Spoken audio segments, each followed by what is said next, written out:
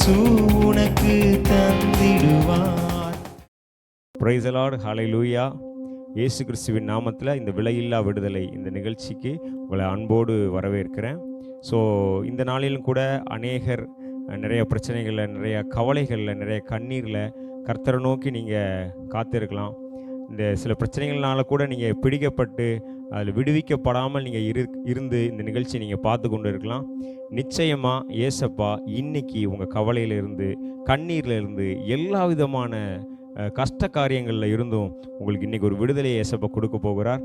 நம்ம எல்லாரும் இணைந்து ஒரு பாடலையும் கூட நம்ம பாடுவோம். எல்லாம் கரங்களை தட்டி, நாம் ஆராதிக்கும் தேவன் நல்லவர், அவர் என்னை விடுவிக்க வல்லவர்னு விசுவாசத்தோடு பாடலாமா? எல்லாம் ஆண்டவர் நோக்கி பார்த்து, கர்த்தரை நோக்கி பார்த்து, ஆமேன். நான் ஆராதிக்கும் தேவன் அவர் நல்லவர், விடுவிக்க வல்லவர்.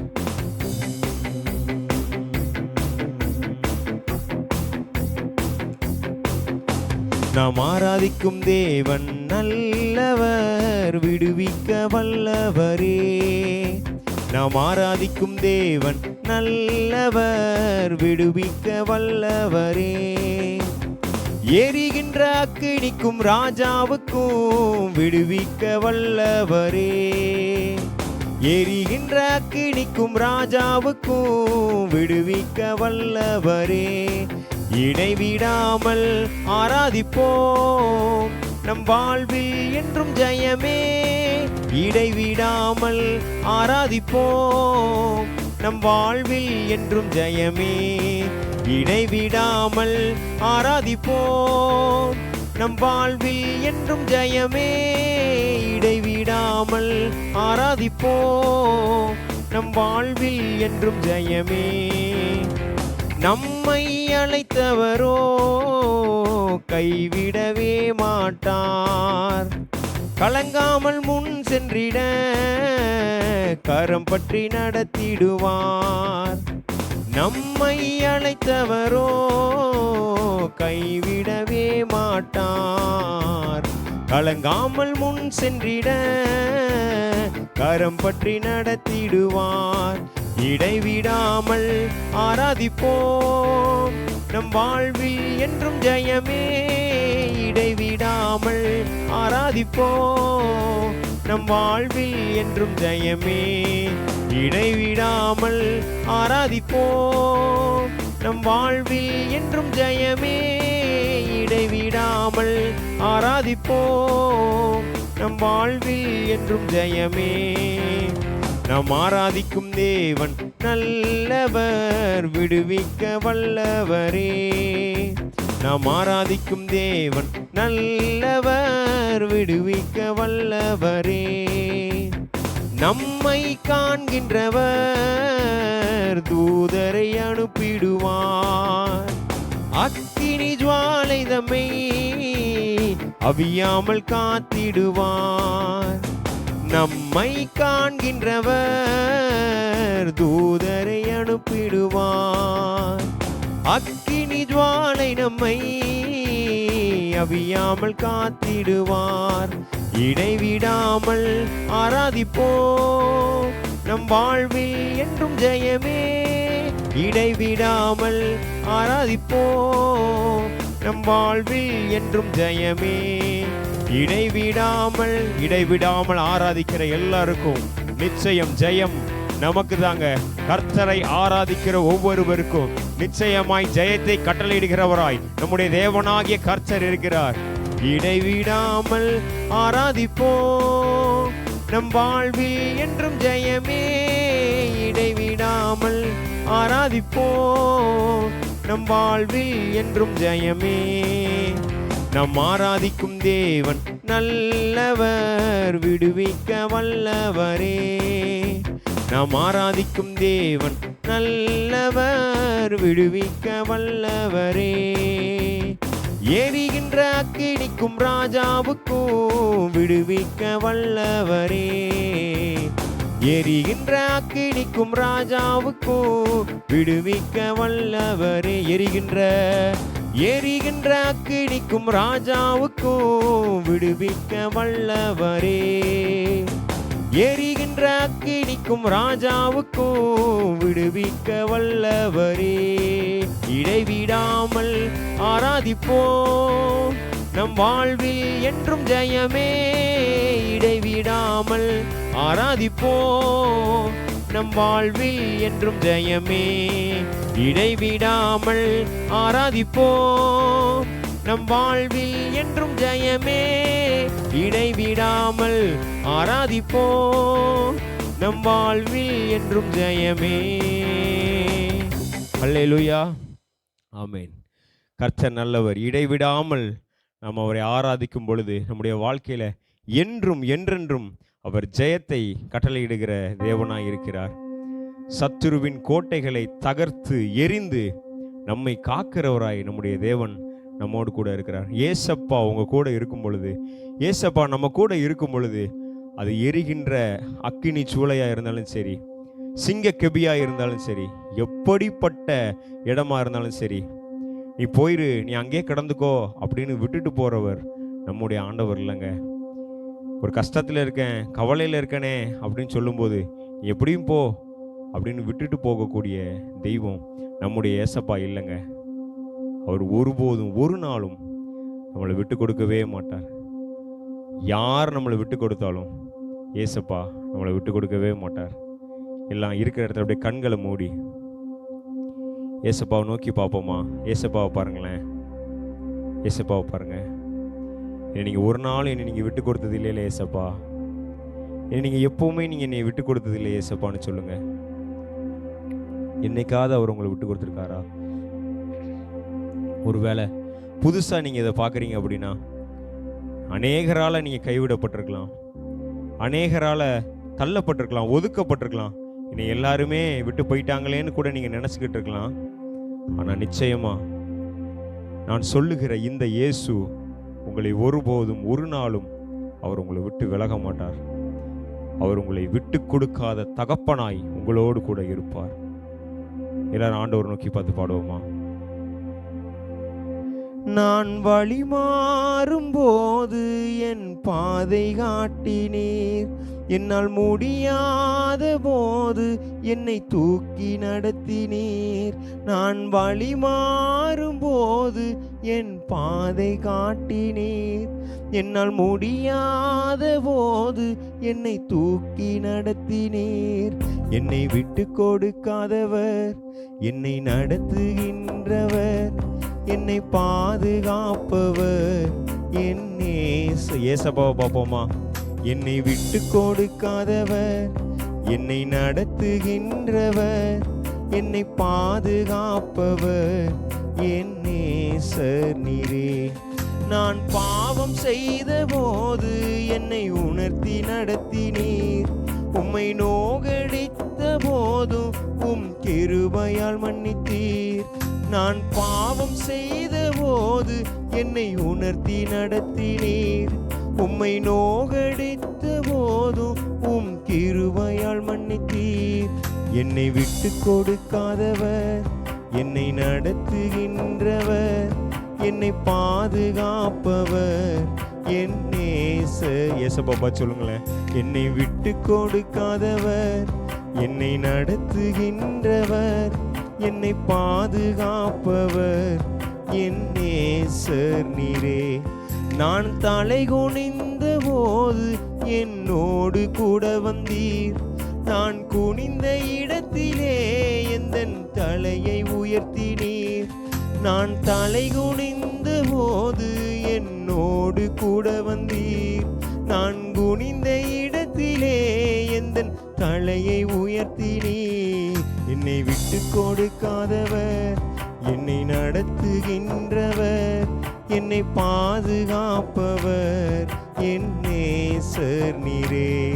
என்னை விட்டு கொடுக்காதவர், என்னை நடத்துகின்றவர், என்னை பாதுகாப்பவர் என் நேசர் நீரே. நான் வேண்டிக் கொள்வதெல்லாம் என் வாழ்வில் தருகின்றீர், நான் நினைப்பதற்கு மேலாய் என்னை ஆசீர்வதிக்கிறீர்.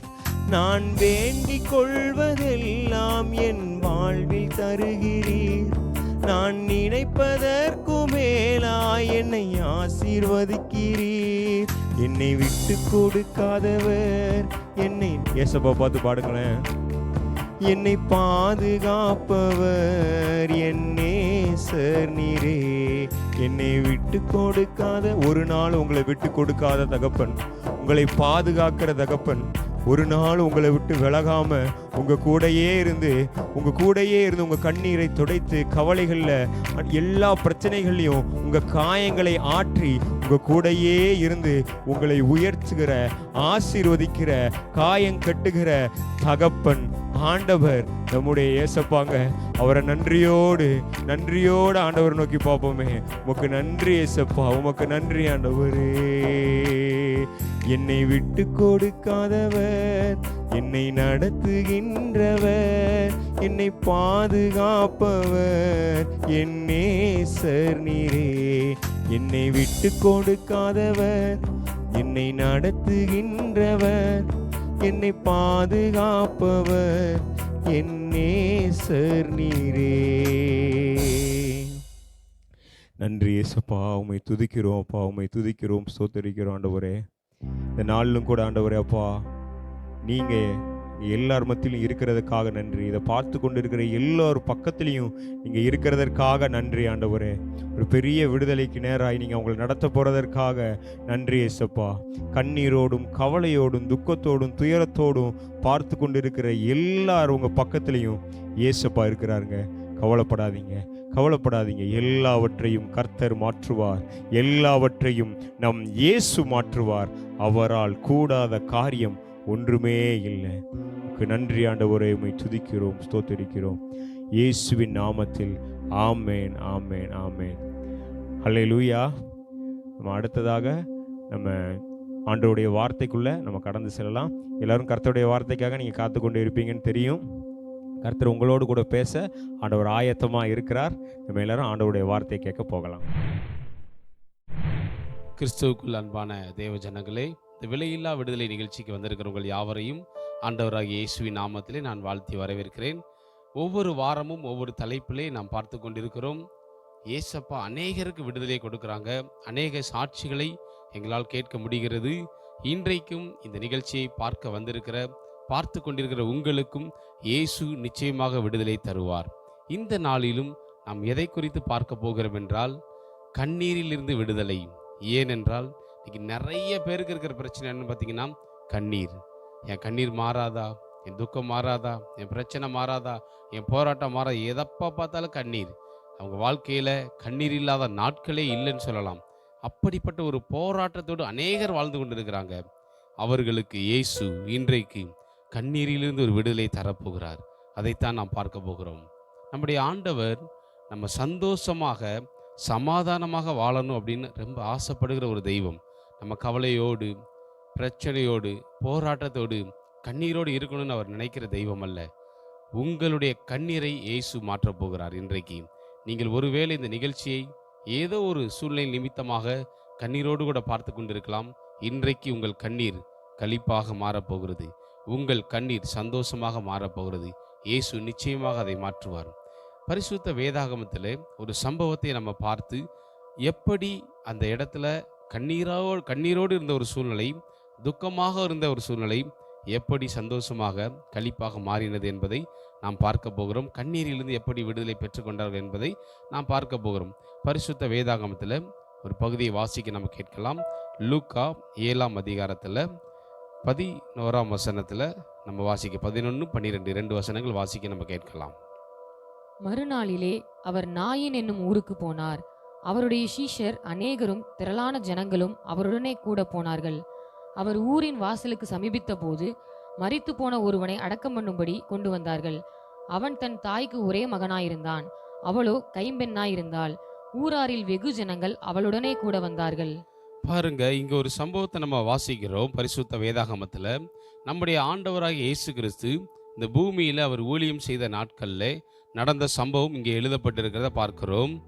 இயேசு நாயின் என்னும் ஒரு ஊருக்கு போனார். அவருடைய சீஷர்களும் அநேக திரளான ஜனங்களும் அவரோடு கூட போகிறாங்க. போகும்பொழுது ஊரின் வாசல், அதாவது ஊரோட எல்லை பகுதியில் ஏசப்பா ஒரு சம்பவத்தை பார்க்குறாங்க. மரித்து போன ஒரு நபரை அடக்கம் பண்ணும்படியாக கொண்டு வர்றாங்க. அதில் சொல்லப்பட்டிருக்கு, அவன் தன்னுடைய தாய்க்கு ஒரே மகன், அவன் தாயோ கைம்பெண்ணாய் இருந்தாள், அதாவது விதவையாய் இருந்தாள். அந்த சகோதரிக்கு இருந்த ஒரே ஒரு மகன், அவன் மரித்து போயிட்டான். அதில் சொல்லப்பட்டிருக்கு மரித்து போன வாலிபன் அப்படின்னு சொல்லப்படுற. அப்போ பாருங்க, வாலிப பிரயாயத்தில் மரித்து போன ஒரு சூழ்நிலை. இந்த இடத்துல ஏசப்பா இந்த கிராமத்துக்கு வரும் பொழுது அந்த ஊரின் எல்லையில் கண்ணீரோடு வருகிற ஒரு கூட்டத்தை பார்க்கிறார். அதில் குறிப்பாக மிகுந்த கண்ணீரோடு, மிகுந்த துக்கத்தோடு, என்ன செய்வோம், அடுத்து என்ன செய்ய முடியும், என்னுடைய நம்பிக்கை எல்லாமே முடிஞ்சு போனது அப்படிங்கிற ஒரு கண்ணீரோடு கூட இருந்த அந்த தாயை இயேசு பார்க்கிறார். அந்த தாய்க்கு என்ன பிரச்சனை யோசிச்சு பாருங்க. அதில் வசனம் சொல்லப்பட்டிருக்கிறது, அவன் மரித்து போனான், தாய்க்கு ஒரே மகனாக இருந்தான், அவன் அடக்கம் பண்ணும்படியாக கொண்டு வர்றாங்க. அவளோ கைம்பெண்ணாக இருந்தாள். கைம்பெண் என்றால் விதவை என்று அர்த்தம். விதவையா இருந்த ஒரு சகோதரி தன்னுடைய ஒரே நம்பிக்கையாக இருந்த தன்னுடைய மகன், அவன் தான் எதிர்காலம். நிறைய பேர் சொல்லுவாங்க, இன்றைக்கி உலகத்தில் பார்த்தீங்கன்னா, என் பையன் தான் எனக்கு எல்லாம், அவன் வளர்ந்து வந்து எல்லாம் பார்ப்பான். அந்த நாட்களில் கணவர் இல்லை, கணவர் ஏதோ ஒரு சூழ்நிலை, கைவிடப்பட்ட ஒரு சூழ்நிலை, விதவையாக இருக்கிறாங்க. இந்த மகனை மேலே இவங்க வைத்திருந்த நம்பிக்கை எல்லாமே இப்போ வீணாக போயிடுச்சு. ஏன்னா அவனும் மரித்து போயிட்டான். எதிர்காலம், என் மகன் என்னைய பார்த்துக்கிடுவான், என் பையன் இருக்கிறான், அவன் பார்த்துக்கிடுவான் அப்படின்னு நினைச்ச அந்த நம்பிக்கை எல்லாமே இங்கே வீணாய் போனது. இப்போ அவனும் மரித்து போன ஒரு சூழ்நிலை, அடக்கம் பண்ணும்படியாக வர்றாங்க. இதை இயேசு பார்க்கிறார். இதை இயேசு பார்த்து அந்த இடத்துல இருந்த அந்த சூழ்நிலையை எப்படி மாறுகிறது என்கிறத நம்ம பார்க்கலாம். பாருங்கள், அதில் 13ஆம் வசனத்தையும் 14ஆம் வசனத்தையும் நம்ம வாசிக்க நம்ம கேட்கலாம். கர்த்தர் அவளை பார்த்து அவள் மேல் மனதுருகி அழாதே என்று சொல்லி கிட்ட வந்து பாடையை தொட்டார். அதை சுமந்தவர்கள் நின்றார்கள். அப்பொழுது அவர், வாலிபனே எழுந்திரு என்று உனக்கு சொல்லுகிறேன் என்றார். பாருங்க, இயேசு இந்த சம்பவத்தை பார்க்கிறார். நம்மளா இருந்தால் என்ன செஞ்சிருப்போம்? அப்படிப்பட்ட ஒரு சம்பவம், ஒரு கிராமத்துக்கு போகிறோம், ஏதோ ஒரு ஊருக்கு போகிறோம், நடந்துருதுன்னா, ஐயோ பாவம், ஒரே ஒரு பையன் பாவம், இந்த அம்மாவை விட்டு போயிட்டான், இனிமேல் இவங்க என்ன செய்வாங்க? இன்றைக்கி இருக்கிற சொந்த பந்தங்கள், நண்பர்கள், உறவினர்கள் எல்லாமே எப்படி இருப்பாங்க அப்படின்னா, இரக்கம் பாராட்டுவாங்க, ஆனால் எந்த உதவியும் செய்ய முடியாது. ஒரு நாள் 2 நாள் வேணால் துக்கத்துக்கு ஆறுதலாக பேசுவாங்க, அடுத்து அவங்கள நிரந்தரமாக எந்த உதவியும் செய்ய முடியாது.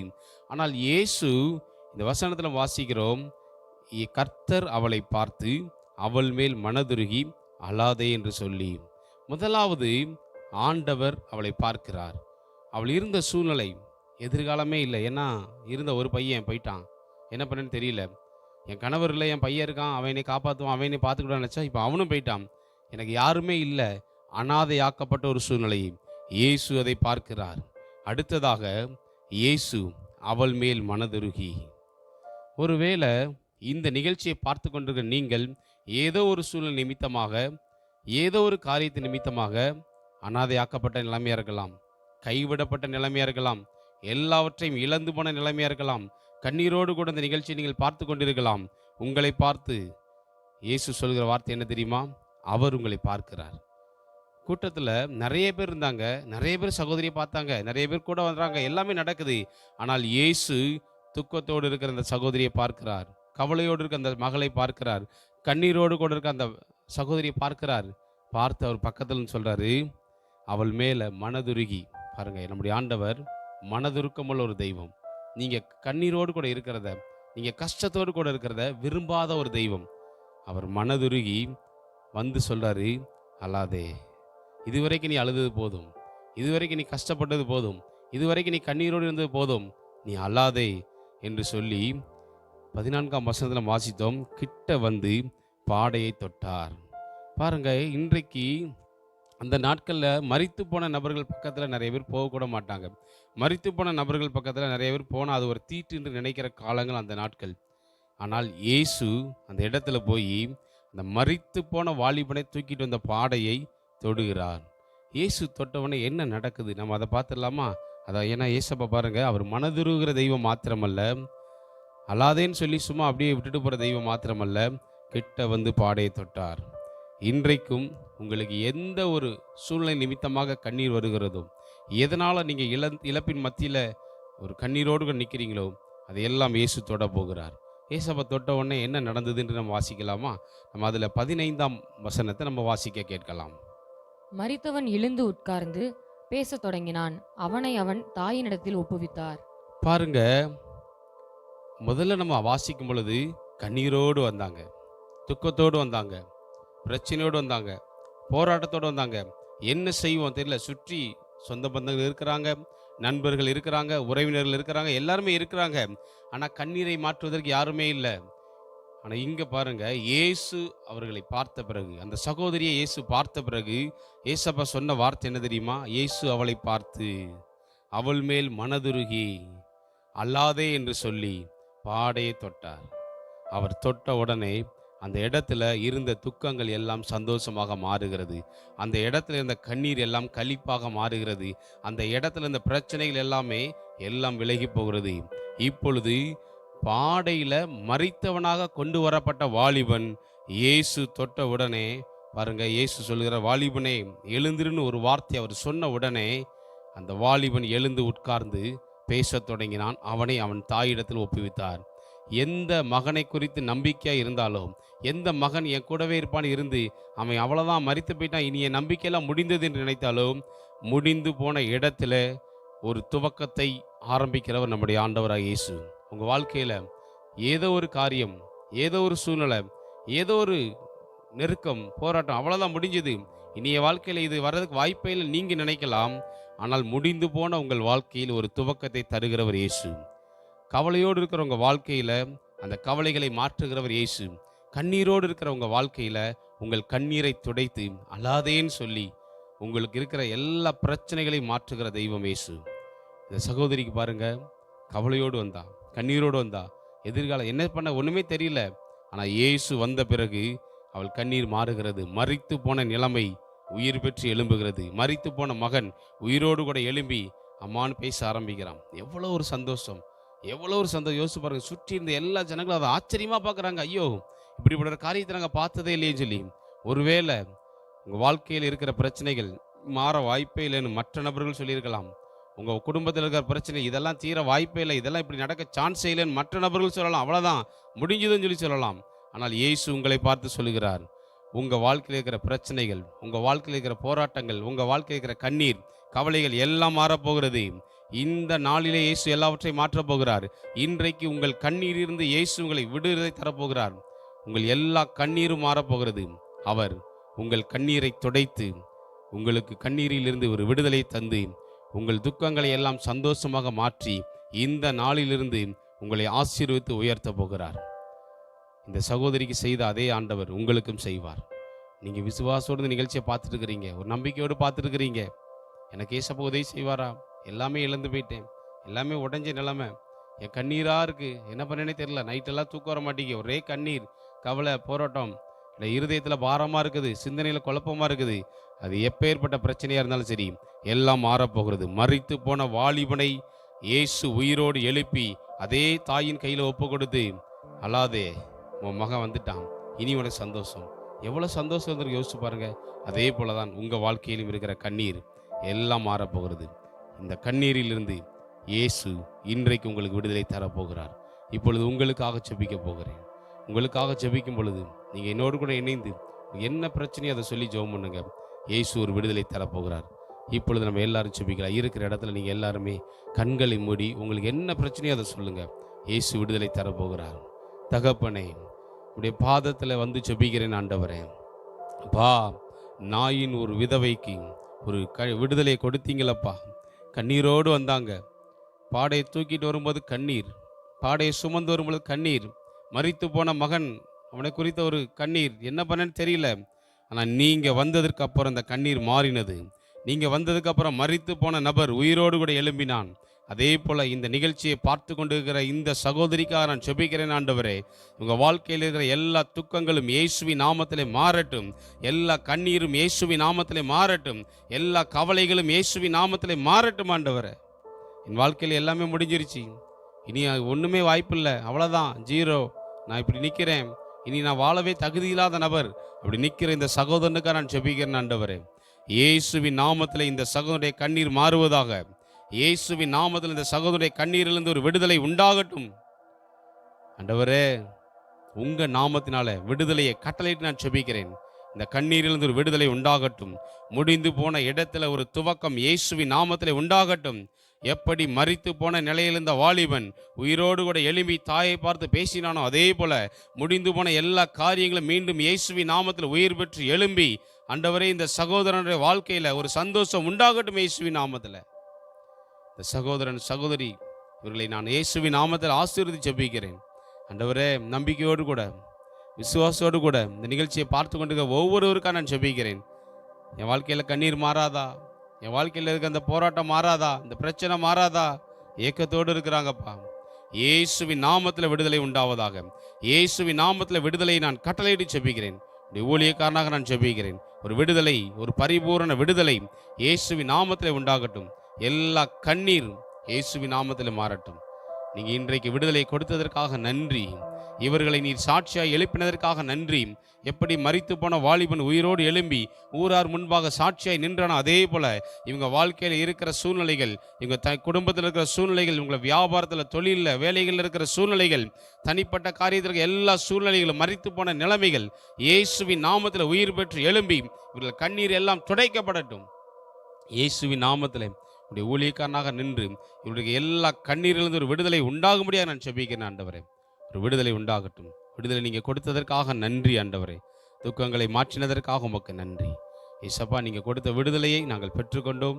அதை விசுவாசிக்கிறோம். அதை காத்துக்கொள்ள எங்களுக்கு உதவி செய்யுங்க. இயேசுவின் மூலம் ஜெபங்களை எங்கள் நல்ல பிதாவே. ஆமேன், ஆமேன். பிரியமானவர்களே, ஏசப்பா உங்களுக்கு கண்ணீரிலிருந்து விடுதலை கொடுத்துருக்குறாங்க. இந்த விடுதலை இன்றிலிருந்து உங்களுக்கு நிச்சயமாக உண்டு. நீங்கள் எதெல்லாம் இழந்து போனீங்களோ, எதெல்லாம் நீங்கள் அவ்வளோதான் முடிஞ்சு நினச்சிங்களோ, எல்லா காரியத்திலும் மீண்டும் ஒரு துவக்கத்தை இயேசு இன்றைக்கு கட்டளையிட்டு இருக்கிறார். உங்கள் கண்ணீர் எல்லாம் களிப்பாக மாறுகிறது. நிச்சயமாக இயேசப்பா உங்களை ஆசீர்வதித்து உயர்த்துவார். உங்கள் கண்ணீரெல்லாம் மாற்றி உங்களை சந்தோஷத்தோடு சமாதானத்தோடு வாழ உதவி செய்வார். நீங்கள் மேலும் நாங்கள் உங்களுக்கு இதற்காக ஜெபிக்க விரும்பினால், ஆலோசனைகள் தேவைப்பட்டால் திரையில் பார்க்க அந்த நம்பருக்கு வாட்ஸ்அப்பில் நீங்கள் தெரியப்படுத்துங்க. இமெயில் மூலமாக நீங்கள் தெரியப்படுத்தலாம். உங்களுக்காக ஜெபிக்கவும் ஆலோசனை கொடுக்கவும் நாங்கள் ஆயத்தமாக இருக்கிறோம். ஆண்டவராக இயேசு கிறிஸ்து தாமே உங்களை ஆசீர்வதிப்பாராக. ஆமென், ஆமென். விடுதலை இயேசு